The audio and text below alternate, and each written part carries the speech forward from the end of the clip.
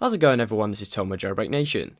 Today we're going to be taking a look at a relatively in-depth comparison, or at least as close as I can come without having the Nexus in my hand, of the Nexus 4 versus the iPhone 5 versus the Samsung Galaxy S3.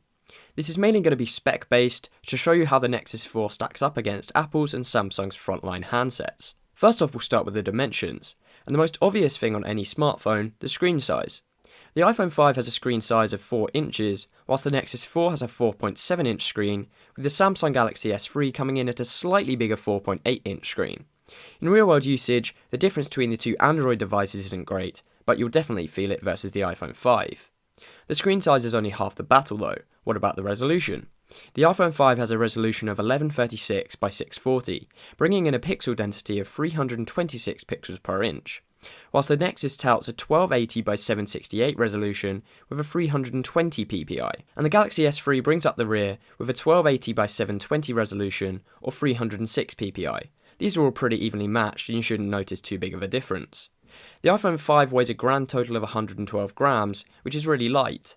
The Nexus comes in at 139 grams and the S3 133 grams. The iPhone 5 will feel considerably light here, but we'll have to see whether the build of the Nexus 4 will keep up with it. In terms of processors, the iPhone 5 is using a dual-core A6 processor, clocked at 1.3 GHz. The Nexus has a Qualcomm Snapdragon S4 Pro quad-core processor, acting at 1.5 GHz, and the GS3 is using a quad-core Snapdragon S4 quad-core processor, not Pro processor, but it's clocked at 1.4 GHz, and the iPhone's using 1 GB of RAM, whilst both the Nexus and the S3 are using 2 GB. This basically means that whilst the iPhone 5 supports a buttery smooth experience, both the Nexus and the S3 are more powerful on paper.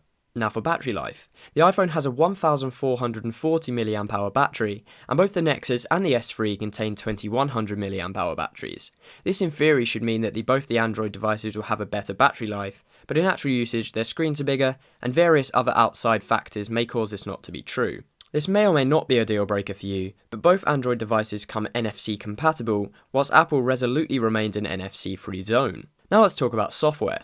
The iPhone is running iOS 6, which may or may not be for you, whilst the S3 is running TouchWiz on Android 4.0, with an update to Jelly Bean on the horizon.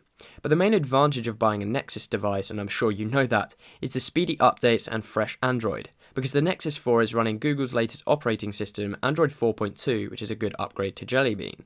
The last thing we'll talk about is the cameras. The iPhone has an 8MP f2.4 rear-facing camera, capable of shooting 1080p video, and a 720p front-facing camera of 1.2MP. The S3 has an 8MP f2.6 rear-facing camera, capable of 1080p video, and a 1.3MP front-facing camera. The Nexus also touts an 8MP shooter on the back, capable of 1080p video, and a 1.3MP 720p front-facing camera. Whilst these cameras all sound similar, and they definitely do, there'll be small differences between them, but hopefully the Nexus will match the other two phones, as the other two phones are really good.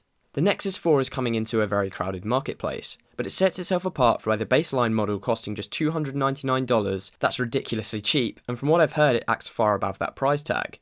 If you're looking for pure unadulterated Android, this device may be for you, but if you're a huge iOS fan, you know which one to go for.